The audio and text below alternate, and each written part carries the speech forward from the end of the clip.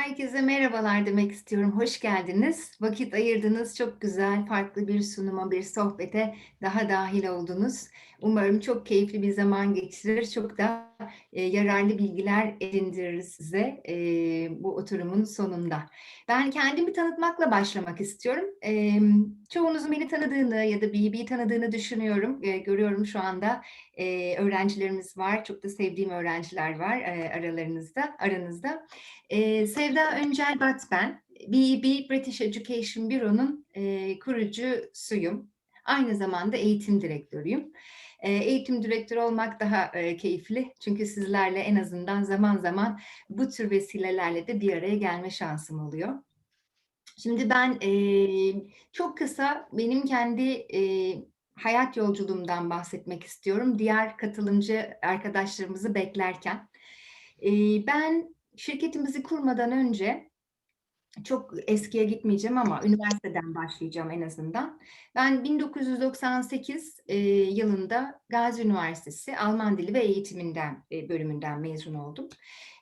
Çok kısa bir süre öğretmenlik yaptıktan sonra özel sektörde çalışmaya başladım. Özel sektörde satış pazarlama üzerine yönetici pozisyonlarında çalıştım 3 yıl kadar. Ondan sonra da İngiltere'ye gittim. İngiltere'de bir yıl master yaptım. Oxford Brookes mezunuyum. Oxford Brookes'ta MSc in International Management Master yaptım. Çok da keyifli, çok dolu dolu güzel bir yıl geçirdim orada. Hem akademik olarak hem sosyal olarak kendimi olması gereğinden daha fazla yetiştirdiğime inanıyorum. Çok keyifli ve çok çok güzeldi. Darısı sizlerin başına. Hangi şehri seçerseniz seçin çok güzel vakit geçireceksiniz. Akademik olarak da gerçekten tatmin olacağınızın garantisini verebilirim. Mezuniyetim sonrası 2002 yılında BEB'yi kurduk. Ondan sonra da sizler gibi İngiltere'de eğitim almak isteyen lisans, yüksek lisans ve doktora öğrencilerine hizmet sunmaya başladık. Benim hikayem bu kadar. Çok değerli bir öğrencimiz de var bugün aramızda. Muhammed Toptaş. Muhammed'e ben sözü veriyor olacağım ama önce Stephen North bize bir sunum yapacak. Ondan sonra da Muhammed'le devam ediyor olacağız. Stephen, all yours now, so you can start your presentation whenever you wish. Thank you very much there, Sevda. And yeah, good afternoon, evening, depending on the time scale. My name is Stephen North. I'm the Regional Recruitment Manager from Newcastle University. So yeah, in normal circumstances, I wouldn't be doing this remotely. I would be there with you in Turkey. So I've been to Istanbul, Ankara, Izmir, meeting some of the students previously. Mohammed is one of the ones who's going to speak to you a bit later. But I do enjoy coming to the region and hoping in the not too distant future, we'll be able to kind of recommence that. So I've got a short presentation, lots of slides. I'll try and skip through these as quickly as I can, because I think it's more important today that we have the opportunity to address any kind of questions. So to start off with the Newcastle University, so the kind of first thing I normally like to say is, well, okay, where are we? What do we do? So we're a big university, we're a Russell Group University based in England, close to the border of Scotland, roughly 120 different nationalities represented, 25% of our staff from outside the UK, and approximately 5,000 international students. You'll notice we've got 3 campuses. That's mainly Newcastle is where I'm recruiting to, but we do have some small branch operations in Singapore, which is linked to engineering, and Malaysia, which is linked to medicine and biomedical sciences. So yeah, as I said, we're in Newcastle, so close to the border of Scotland, so in the north. By train, London's 3 hours. I think the quickest train is about 2 hours and 40 minutes. You can fly there in just over an hour. And if you're coming to Turkey, options are normally you go via Heathrow, or I go north to Edinburgh, because there's a Turkish Airlines flight, I think it's twice a day, which goes straight to Istanbul. Otherwise, you can go via the hubs in Paris, Amsterdam, Berlin. Very easy to get around. Newcastle as a city, though, don't think of it anything like Ankara or Izmir or it's Istanbul. it's very, very small in comparison. So, you know, if you look in there, so the top left is Grey's Monument. So for those of you who drink tea, and maybe you've heard of Earl Grey tea, that's the monument to Earl Grey. So that's where the name of Earl Grey tea comes from. So Earl Grey is like a bergamot flavored tea. Underneath that, you've got the Millennium Bridge. And obviously, if you're in Istanbul, you're used to seeing bridges, although ours are not quite as big as and impressive as yours, because it's only got to cross a river. It doesn't cross a sea like it does there. We've got the beach not too far away. So if you like to go to the beach, it's about 20, 25 minutes on the metro, and you can be places like Long Sands Beach, which has won awards for beautiful sands. A bit colder this time of year, but can be nice in the summertime.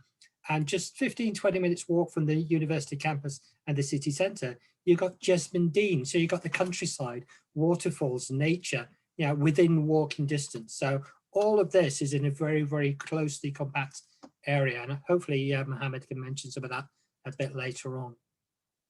So we're a lively, compact city, quite affordable, yeah, popular in terms of a student choice, very safe and friendly. Obviously, the activities we'd normally do would be a lot more than we're doing at the moment because of lockdown. But normally, nightlife is very, very good. We're well connected. Weather, statistically, one of the driest cities in the UK. I always like to qualify this because sometimes people don't believe it. But yeah, it lies down lines and statistics. There are statistics that back this up. But also lots of places, as I said, for nature, beaches, historical architecture, things to see and do. So lots of, yeah, leisure activities available to people. So this is our main university campus. The building on the left is the Students' Union. So that was recently spent about £12 million updating the facilities there. And then on the right-hand side, you've got the main, you know, arches going into areas of the university. And we've got some closer photos here. So top left, Students' Union from a different angle. The bottom left is the arches, which is synonymous with the university. And if you go through those arches, you get into the quadrangle, which is the one at the top right. So where all the gardens, where a lot of the graduation ceremonies, where all the students meet after graduation for photographs. And then the bottom right is the into Newcastle University building. So for those who maybe need to do a graduate diploma or pre-sessional English, that's where you do that, but that would be on campus. So it's not a separate place, it's actually from where I work, 2-minute walk. City centre campus, if you're in Istanbul, you're used to the metro system. Ours is a lot smaller because it doesn't need to go as far, but very, very easy to get around. And if you look on this map, you can see most of the university buildings, they're the ones in dark blue. So for a small city, yeah, we actually take up quite a large proportion of it. So I think overall, we've got over 50 acres of the city is actually Newcastle University. So the main site, which is in the kind of top right area, that's where most of the engineering bits would be based.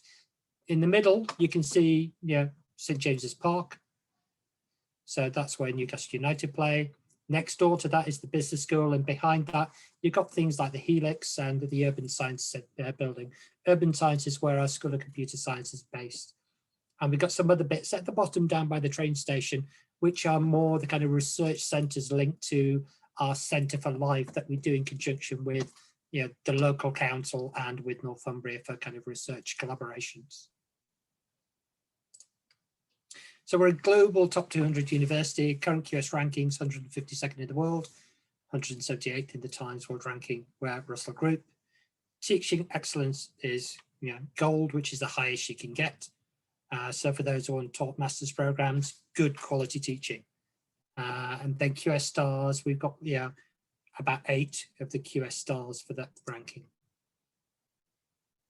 Key things for students, student satisfaction is key. So that tells you, are students happy with the degree?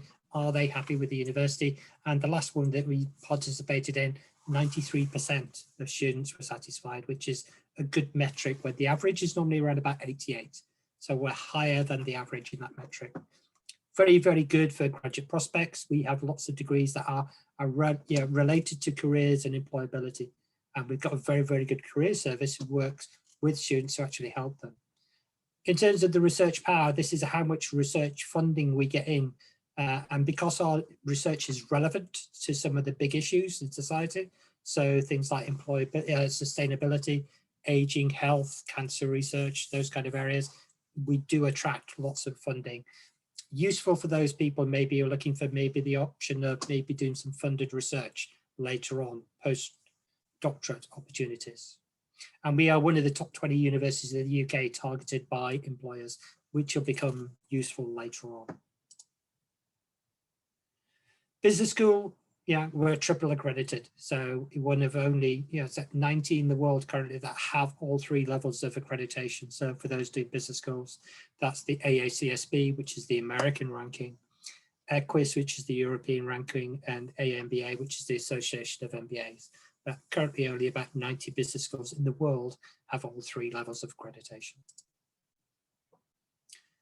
In terms of the way we're structured, we've got 3 different faculties. So the main faculties, humanities and social sciences, we abbreviate to HAS. Science, agriculture and engineering, we abbreviate to SAGE. And then the faculty of medical sciences, we abbreviate to FMS. But what does that mean? So within HAS, these are the schools that actually make up that kind of faculty. So the big ones are going to be things like the business school, law. It's also where things like history, archaeology, those kind of areas, arts and cultures. And the kind of main programs are popular ones on the basis of the list I've seen earlier.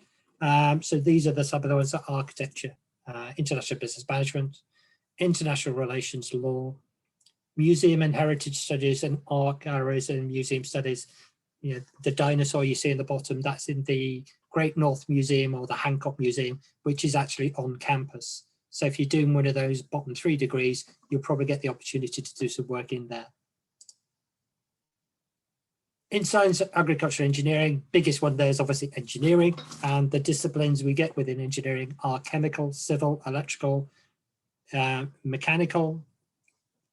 Linked to that, mechanical, electrical is renewable energy, and also we've got the specialist area of marine technology. So if you're going to be based in Izmir or Istanbul, you might be working in those industries linked to marine. So therefore, it's good to know that we have these specializations. So that could be both environmental, or it could be actually working on offshore installation ships, those kind of things. We've got natural and environmental sciences, which is typically what we call maybe some of the harder sciences. So chemistry, biology, those kind of areas. Also food science, agriculture. Maths, stats, physics, straightforward, and then computing. Most popular programs, again, things like biomedical engineering. We're doing research on replacement lenses for eyes for cataracts. We're looking at synthetic skin. We're looking at things like prostheses. We've got cybersecurity, geotechnical engineering. Within mechanical engineering, we deal with kind of mechatronics, materials, and mechanical, just general streams, smart systems and transport. A lot of that's linked to sustainability, renewable technology. We don't do nuclear. We're looking at clean energy sources. And in medical sciences, that includes the biomedical, dental, food from a kind of dietetics and sports side of things, medical education, so the MBBS program, psychology, pharmacy, and sport and exercise. And in terms of the interests I've seen today, so things like the MSc, Foundations in Clinical Psychology, we've got a Master in Public Health, and in the kind of research areas, it's quite varied. Yeah, we started off back in 1834 as a medical school. So we've got quite a lot of specialization in the medical area. So this is the list of the kind of specializations that we currently can supervise PhD research projects in. For most, the English language requirement will be 6.5, although 7 if you're going for anything kind of clinical or medical related. But we do have pre-sessional programs. So if you're MBB sponsored, that will normally cover the pre-sessional program, as well as then the degree that follows it. GPA, we're normally looking for between 2.8 and 3 and above in your first degree. And if you're going for a postgraduate research degree, we normally require a master's, although it might not be necessary in all cases. Stephen, sorry, a related question came through. Regarding the pre-sessional English language courses, are they going to be taught or online, do you think? Or do we have any indication about this? Currently for the pre-sessional, they are being done remotely, although, you know, I think we are looking to then be in person. And normally the kind of pre-sessional is useful because you get more out of it by actually doing it in a native language environment. So if I were to learn Turkish, I could do it remotely from the UK, but it's not going to be as good as if I did it in Turkey. And it's the same with English. If you're in a native English language speaking environment, so while you're studying for the program, you're doing all the interactions there. But then when you go to the shop or the cinema or go, you know, meet with friends and go for a coffee, you're in that environment. So you're practicing all the time. So I would argue it's always better if you can do it in person. I think we're hoping that it's going to be in person from, you know, I think the pre-sessional start normally around about June, July. So we've got a bit of way to go before we get there. So fingers crossed, inshallah, that we will be there, but things are changing. We'll see what the situation's like by then. Okay, thank you. In terms of fees, now if you're MEB sponsored, you're not worried about this, but for those who are self-funded, the range varies. So if you're doing something that's more classroom-based for a postgraduate, it could be at the lower end, around about £18,000. If you're doing anything clinical, that tends to be top end of the scale, so around about £36,000. And I put that's the current exchange rate as of this morning. So yeah, that's pretty up to date.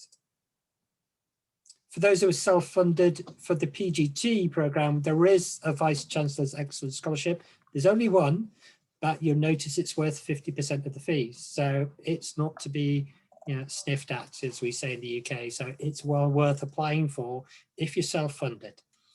We also have sports scholarships. These are for people who are excellent in sports. So people who are playing at national level, people who are playing kind of semi-professionally, professionally. They're up to £10,000 to help you carry on with your sport whilst at university. Sports scholarships tend normally to be for undergraduates, but I know that there have been previously PGT students who've got them. So if you're really good at the areas such as performance sports, things like basketball, rowing, things like that, then it's maybe worthwhile, you know, applying for those. But the key thing is to think about the deadline. So when you apply for the degree, yeah, there will be a deadline to apply for that degree. If you want to apply for the scholarship, there is, on the previous slide, a deadline of the 25th of March, by which stage you must have an offer. Yeah, so you need to apply, get an offer, then apply for the scholarship by that deadline date. And again, so we talked about into the centre that we've got and what they do. Accommodation, we have accommodation guarantee. Sorry, I've got my daughter upstairs. You know, it's half term, so they're getting a bit noisy at the moment. She's probably playing games. So there is guaranteed accommodation if you apply before the university deadline. Most postgraduates, you know, if you're going to be there for a year, it's sometimes easier to go with the university accommodation. If you're going to be there as a research student for 3 or 4 years, most tend to go into the private rented sector because then you've got, you know, sometimes a better choice. And if you're there with families, you might want a bigger range of accommodation to go to. But we've got a wide range. One of my daughters, she's studying in accommodation in Newcastle, sharing a house with friends, and it brings the price much lower. And again, we've got some indicative prices there in terms of what we're normally charging. And again, I've done the conversion into Turkish lira, and again, that's as of today. And this gives you an idea of where things are in terms of the university, the city, and you can see the houses. So the orange houses there, the main postgraduate blocks. You'll notice that most of the postgraduate tends to be closer to the university. And that's because you're only there normally for a PGT for a year. So you're more focused on your studies than maybe undergraduates who might have other distractions. Yeah, but postgraduates tend to be the more serious students, and therefore we need to give them more readily access to the university facilities. Cost of living, the UK government say you should have normally £9,250 for visa purposes. We're saying the average cost at the moment in the UK is around about £770 per month. Now, if you're MEB sponsored, that falls very comfortably within your stipend allowance. And what we try and do is give you an estimate, a range of what the fees are going to be for the year for the cost of living, but it will depend on lifestyle. If you cook, it's cheaper. If you can't cook, more expensive. And we've got some of the kind of estimates of the different things. So your biggest cost is going to be accommodation. Then food, social activities. Social activities could be zero. You might have your own laptop, you don't need anything. Personal expenses, travel, you notice travel could be zero. Everywhere in Newcastle is in walking distance. And then other bits. So we try and give an indication as to how much you would expect to spend. And for those who come in to do it from this year onwards, there is going to be option of post-study work. So when you do a degree in the UK from this year onwards, as long as you've studied here physically in the UK, there will be an opportunity to work, I think at the moment, for 2 years after completion of your studies.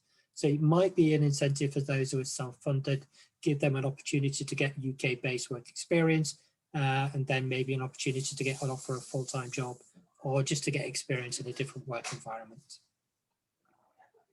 And that's it in terms of the presentations. As I said, I've tried to fly through as quick as I can to give us more time to have chats and questions.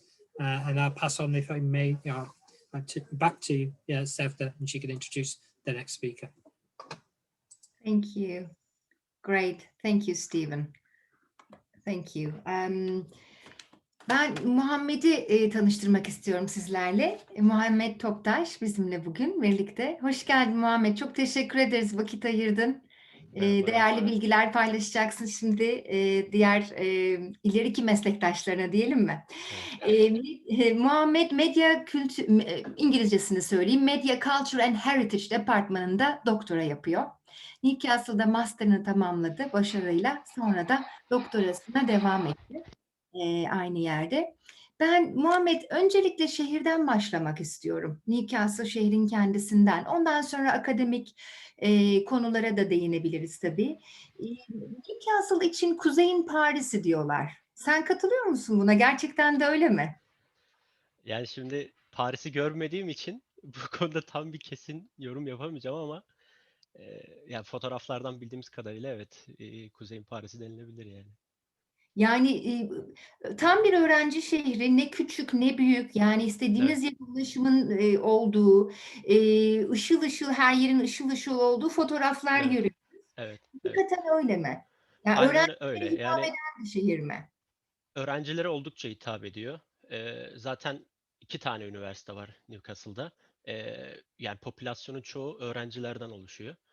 Bunun dışında öğrencilerin hem eğlence sektöründe zaman harcayacakları işte barlar, publar, işte bu tarz mekanların sayısı da oldukça fazla. Yani ışıl ışıllık konusunda da tamamıyla ışıl ışıl. Yani şehrin Quayside denilen bir nehir kenarı bölümü var. Her akşam mesela oraya gitseniz orada yani akşam olmuyor gibi bir hissiyat var. Çünkü her yer parlıyor. Yani şehir bu bağlamda oldukça göz alıcı ve öğrencilere hitap eden bir şehir olduğunu düşünüyorum açıkçası.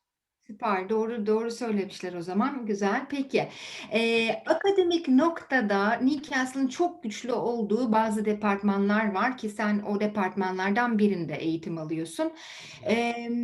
Hocaların öğrencilere yaklaşımı nasıl? Hocaların akademik anlamdaki başarıları nasıl? Ondan da bahseder misin bize? Evet. Ya hocalar oldukça üstünüze düşüyorlar açıkçası. Yani inanın sürekli mail alıyorsunuz. Sürekli hocalardan. Yani sizin halinizi, hatırınızı soruyor. Onun dışında akademik durumunuzu sürekli soruyor. Yani hatta yani bir yerden sonra bunalabiliyorsunuz. O kadar çok sizinle ilgileniyorlar ki e, nasıl şey yapabiliyorsunuz. Yani nasıl anlatayım? E, Ya sürekli dediğim gibi sürekli bir mail alıyorsunuz. O aldığınız mailler işte hoca halinizi hatırınızı soruyor. Bunun dışında eksik bir notunuz mu var? O konuda size yardım ediyor. İhtiyacınız olan bir şey var mı? O konuda yardımcı olabiliyorsunuz. Yani belki yani bu bütün hocalar için böyle büyük ihtimal ama yani ben ne zaman başım sıkışsa herhangi bir hocaya mail atsam gayet sağlıklı ve hızlı bir şekilde yanıt alabiliyorum ki bence bu çok önemli bir şey. Çünkü buraya geldiğiniz zaman işte master olsun, doktor olsun sonuçta farklı bir ülke, farklı bir deneyim. Biraz kendinizi ister istemez psikolojik olarak soyutlayabiliyorsunuz. Ama böyle bir durumda işte hocaların bu desteği sizi bu tarz bir kötü durumdan çıkarabiliyor. Bu konuda bence Newcastle oldukça başarılı. Hı hı, güzel. Peki Senin gitmeden önce hepimizin beklentileri vardır. Özellikle eğer daha önce o ülkeye gitmediysek ya da o şehirde bulunmadıysak. Senin beklentilerini karşıladı mı şehir ve kampüs? Yani evet, karşıladık ki doktoraya da burada başlama kararı aldım. Yani dediğim gibi şehir çok küçük bir şehir ama aslında çok da büyük de bir şehir.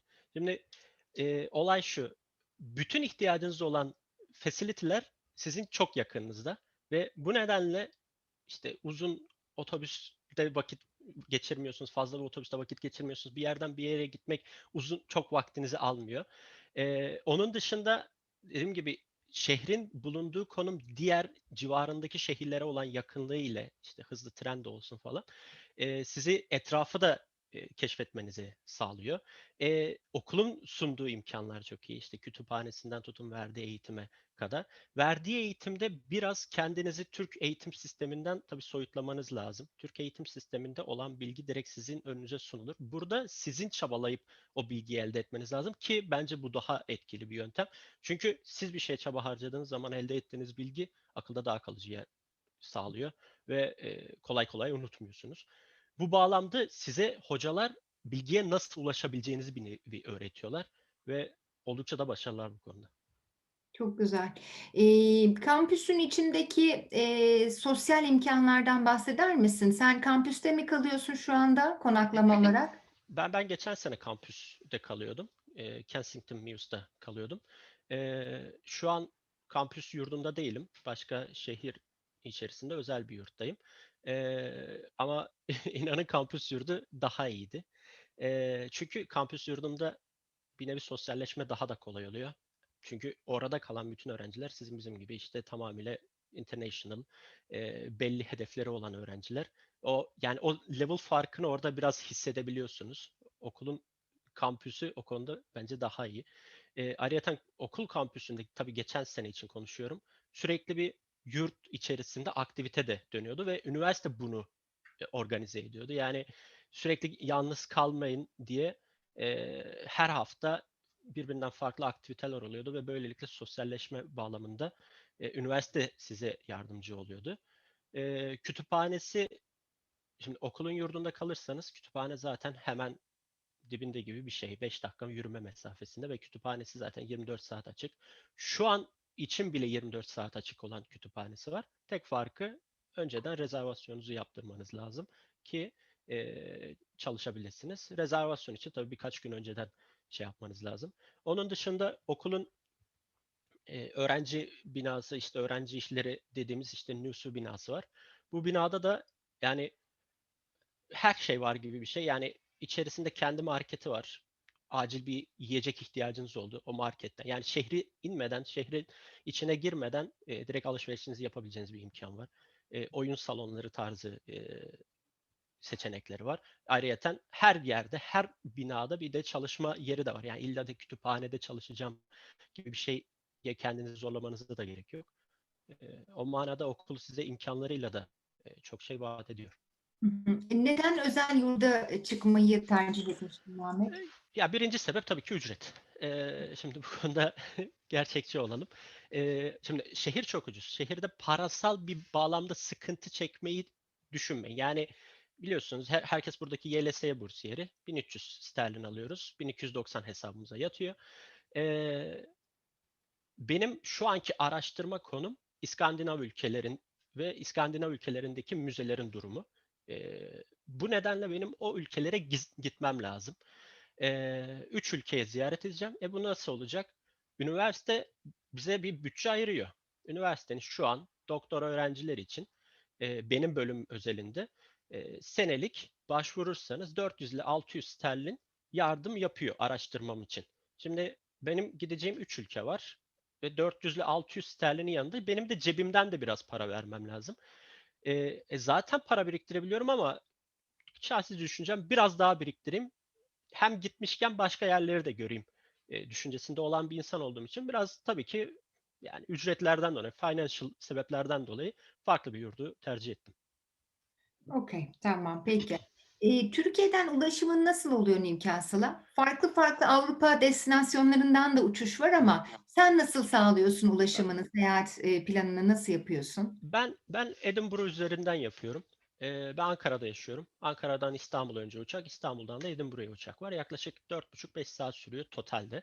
Tabii işte İstanbul'da uçağı biraz bekleyebiliyorsunuz rotar vesaire bir şeylerden dolayı. Edinburgh'dan da trenle atlayıp 1,5 saatte Newcastle'a geliyorsunuz. Biraz kulağa zahmetli gibi geliyor. Ancak inanın en sağlıklı yöntem bu.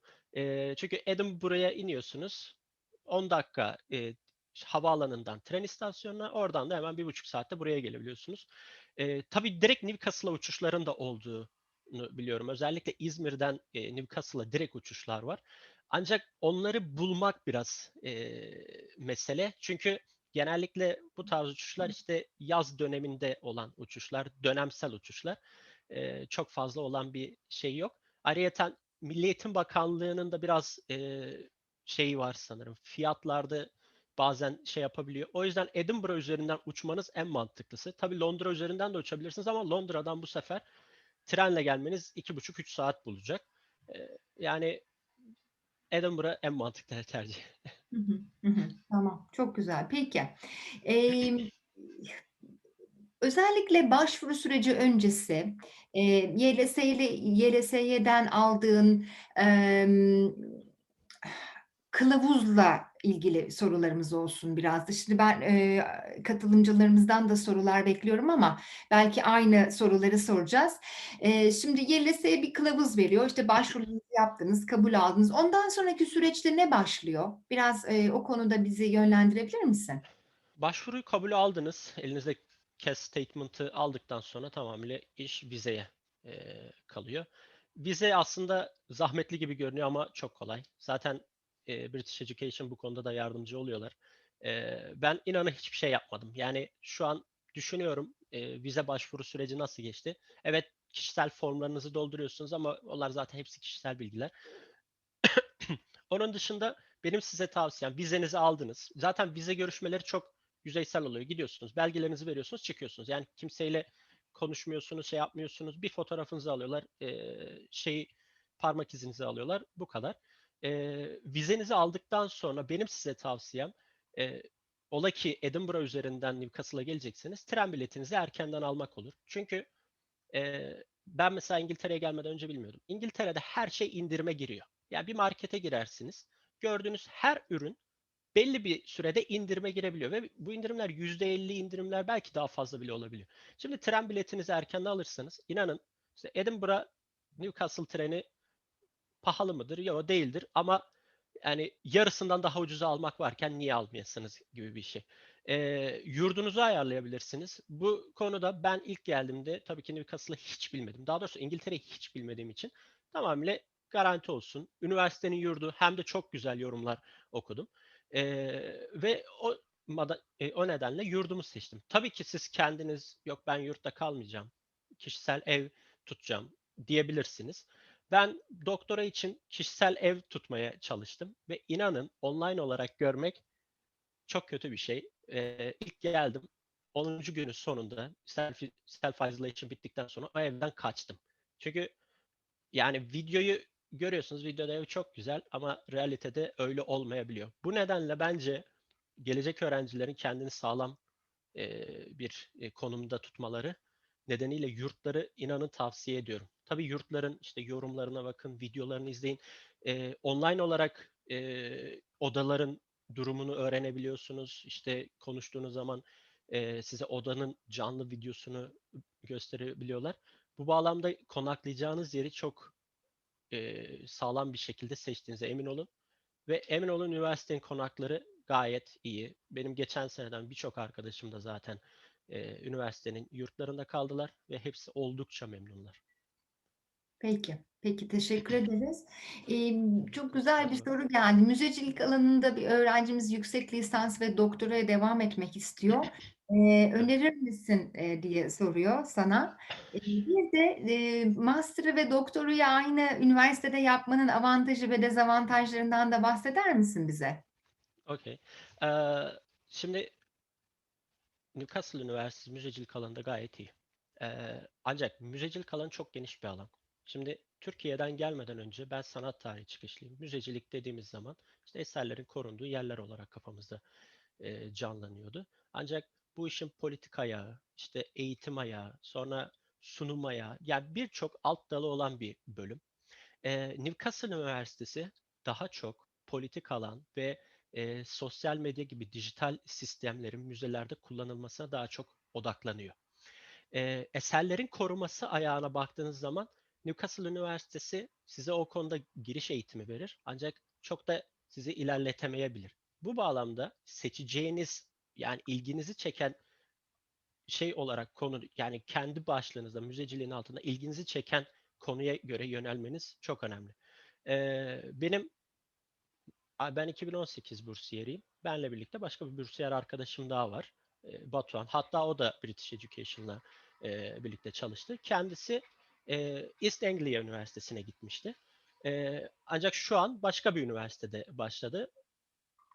Onun deneyimlerine baktığım zaman o mesela iyi ki değiştirmişim diyor.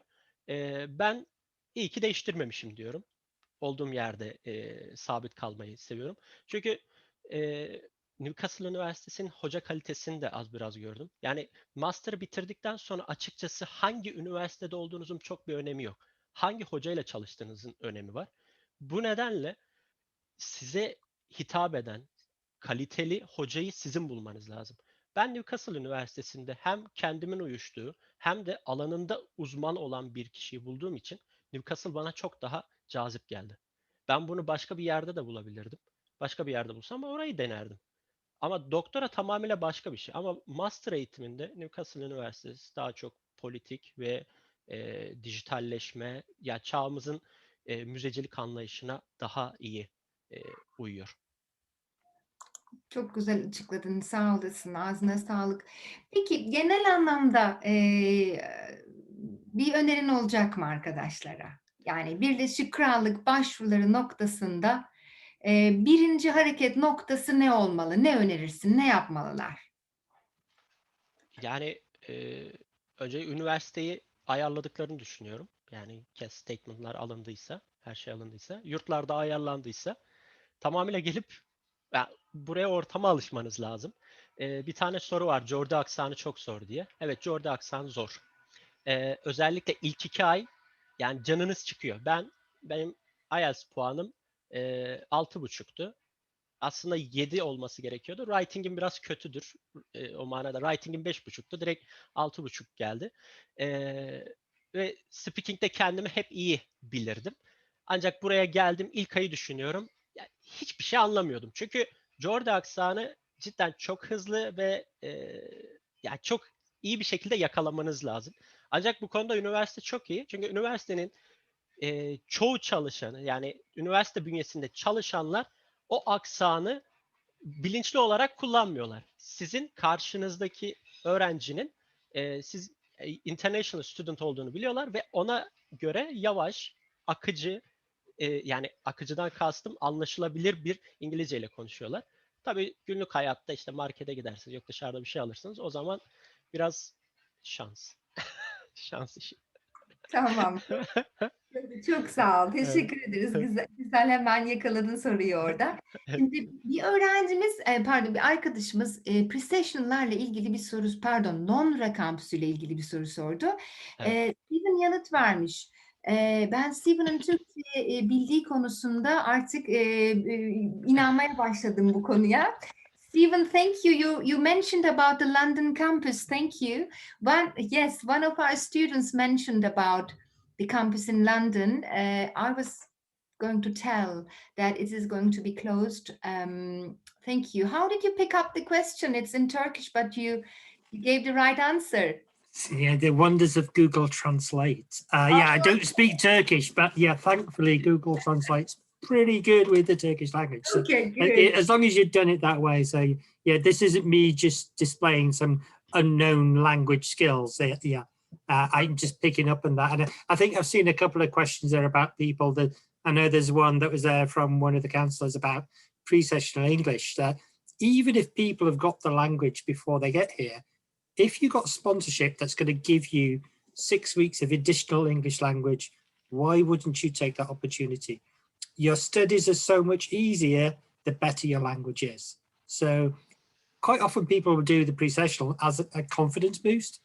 because you will have done a test and said that test score says you've got this, but maybe within yourself, you're still not that confident. So it's a good opportunity to go get to know the city, to get to know where things are, to practice your skills, to build your confidence that actually I'm pretty good. And you can benchmark against other people as well, so you can see how they do. And I think that's what, there's a question there. I noticed the word Geordie, and it was a case of, yeah, how many of your lecturers are going to be Geordie? I would say the vast majority of your lecturers are not going to be Geordies. If you want to meet a Geordie, go buy a cake, go to a sandwich shop, then you will meet the locals. Yeah, so you're more likely to meet the locals when you go to the markets. Market's a great place. You go to a market stall, if you want to speak to some Geordies, go to the markets, but you're not going to see them normally in a day-to-day basis at the university. So I work there. I'm not a Geordie. My wife, she's a Mackem, which you've got to be careful. Geordies and Mackems, don't get them mixed up. It's a bit like Galatasaray and Besiktas. Yeah. So in Newcastle, there's Newcastle. Sunderland, there's Sunderland. They used to be the big rivals, but there's a two division gap between them now. So the rivalry is not there.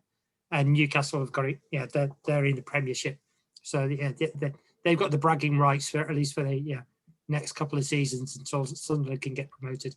But if you want to see the local languages, it's when you go out and about and meet the people that you get to experience that. In a daily basis, you're not going to see much. Maybe the people who do some of the cleaning and things like that, people who do if you're in labs, they do the lab setups, those kind of things, the more technicians. But most of the academics, as I said, 25% of them are international. So we get experts from all over the world who come to teach at Newcastle. But one of the things about Newcastle, as Mohammed knows, they come there for a year and then they stay. They don't go away because they love it. So, but don't take my word for it.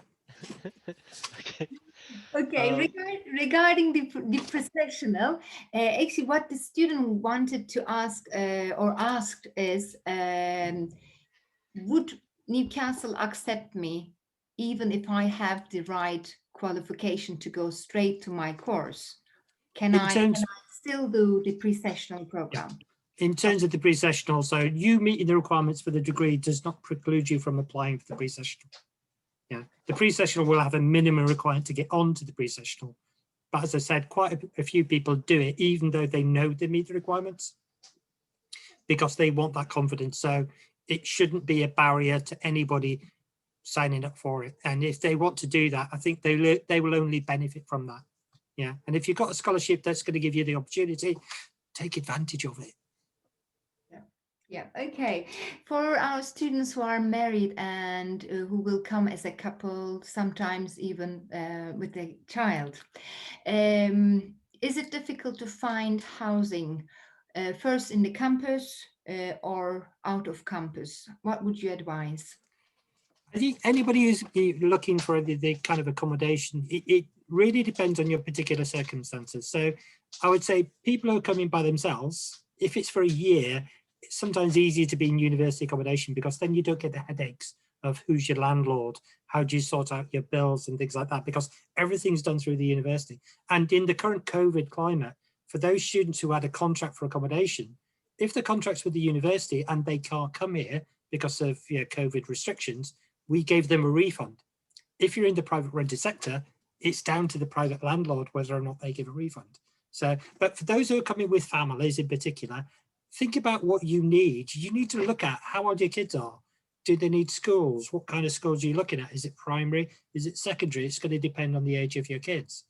Some of the best things we could probably do is we've already got PhD students, Turkish PhD students. Mohammed's probably met some of them already.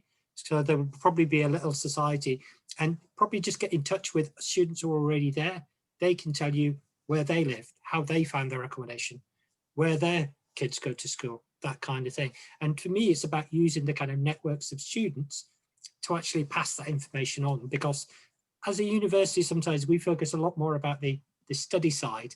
But yeah, I'm a parent, I've got 4 kids.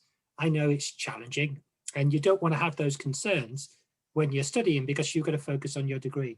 So anything we can do to try and help you with that. And again, it's using the kind of network of current students that we got. And we know that your countrymen and countrywomen are all too happy to help if they can.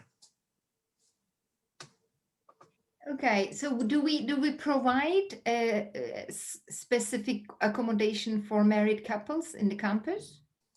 There is some, but it's limited. And the main thing is because it's a lot of the, yeah, I'd say you probably want more than we've got in terms of our stock, our portfolio.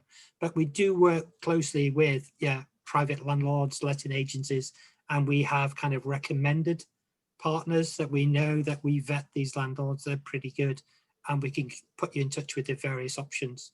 And then we can try and help if there's any issues, but typically it's, you know, in the private rented sector, you're in the private rented sector. But we can offer support and assistance. We do advertise, you know, what's available in the area, and we do know that there is stock available for those kind of families because we get them every year. But they tend to be in kind of pockets of areas. So sometimes it might be a case of, okay, where's the shops? Where's the nearest schools? What are the schools like in that area? Yeah, what's the kind of travel commute? Because sometimes it might be a bit further away from the university than in the city centre. If you're young and by yourself, you probably want to be in the city centre. If you've got young kids, you will probably want to be a bit further out because you want green spaces and places for your kids to run around and things like that. So a lot depends on personal preferences, but we've got a range of different things available. But the key thing is we can put you in the right direction. But if you go to our accommodation site, there will be links to what we have, you know, so the university accommodation we control, but also what is available in the kind of private sector as well. Okay, thank you. One student who is going to do a PhD in social sciences, what is the minimum entry requirement of IELTS for doing a pre-sessional course for PhD? It would depend on the program. So typically, if you look on our university website, for any of our PhD programs, we normally have an entry requirement. If I can use maybe the Museum, Gallery and Heritage Studies as an example, because that's the one Mohammed's doing. Yeah, so when you look at that one, yeah, to get onto the degree program, they're looking for direct entry for IELTS of 7 with 6.5 in each subscale. But you can do the 12-week pre-sessional with an IELTS of 6.5 and 6 in each subscale. So for any of the PhD programs, look at the program you want to do, go to the page that says entry requirements and scroll down to where it says what the IELTS requirement is, or you can change that to TOEFL or Pearson's. But underneath it, it will have a section for pre-sessional English. And maybe if I could just share my screen just very, very quickly, and hopefully you can see this. So you can see it does say, if you have a lower, yeah, it says they're pre-sessional. So 8-week pre-sessional currently, because it's done remotely at the moment, is not accepted. 12-week, you need IELTS of 6.5. So if we switch to the 6 and 10, which is the normal duration, it will indicate there what we are looking for in terms of the requirements. Okay. But again, we're so far off the pre-sessional English that they've not updated it yet. This is on the basis of last year. But for each of the degree programs, that was where you find that information. So look on the program you're going to do, click on the entry requirements, and then scroll down to the language section. Okay. Okay, that's great. Would anyone like to raise hands and ask questions, maybe? Or are you happy to put your questions in the chat box? Ay, Sevda Hanım, Efendim Hasan. merhabalar tekrar. Merhabalar tekrar. Ben sesli bir soru sormak istiyorum Stephen, ama mümkün mü? Tabii ki, lütfen. Öncelikle çok teşekkür ediyorum size. Bu tarz yayınları yaptığınız için gerçekten çok faydalı oluyor. Biz teşekkür ederiz. Sağ olun katıldığınız için. Rica ederiz. Stephen, hello. I have a question for you. So, thank you very much for your presentation. It's really good information for us. So, this kind of meetings enables us to catch the really good information for our future. And my question is, do you have flexible starting dates for PhD programs in Newcastle University? I think once you're doing a PhD, because it's research orientated, you will have normally dedicated meetings, and maybe if you're doing something lab-based, you have dedicated times you need to do those kind of practical stuffs. But it normally depends on when's good for the students. So quite often when you're doing research, and it might be because you've got other things at the moment, because of COVID, lots of people are having to look after their kids. So it's a case of they're having to be flexible in terms of what they're doing. So a lot of them are going to say, okay, during the day I will do 1 or 2 or 3 hours because I've got to keep my kids busy. I've got to help with homeschooling and things like that. But when they've gone to bed, that's when I'm going to do the most of my kind of serious stuff. So at the moment, there is a lot of flexibility, but you tend to find with research, the key thing is make sure you do the right amount of work. So we normally state for a kind of a talk program, 40 hours a week. When you're doing research, it's almost like, when do you stop? But you've got to give yourself breaks when you're doing research. And I would say it's down to the individual what works best for you. Some people are morning people, some people are evening people. It depends on what you want to do. You have to be adaptable and flexible. At the moment, you can't do much in terms of socializing, so just crack on and do as much as you want. But when things come back to normal, you might want to go out and do things like that, have those kind of breaks. So it will be flexible, and it's normally something you discuss with your personal supervisor. So I'm sure that Mohammed's had this conversations with his supervisor about, okay, I've got something that clashes there. Can we move the meeting? And they are normally kind of flexible, adaptable. The only thing is for labs and things like that, they tend to be at set times. So because maybe they've got to set up the facilities. And at the moment in the COVID secure environment, it's kind of limited capacity. So we've got about 25% of the people we would normally have in there to try and make sure it's COVID safe.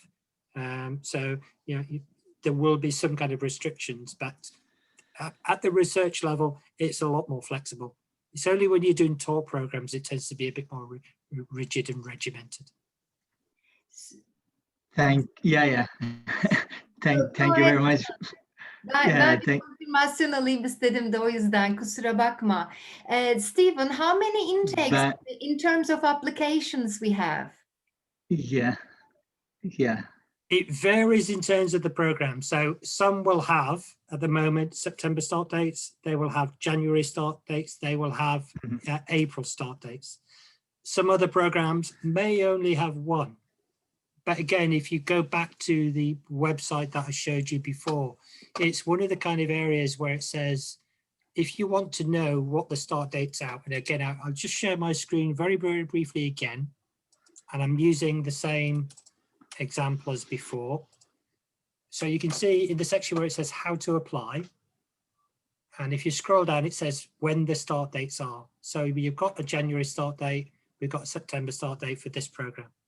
Yeah. So some others, there might also be April as a start date. But for most, I would say they will all start in September, but then some will also have a January or an April start date.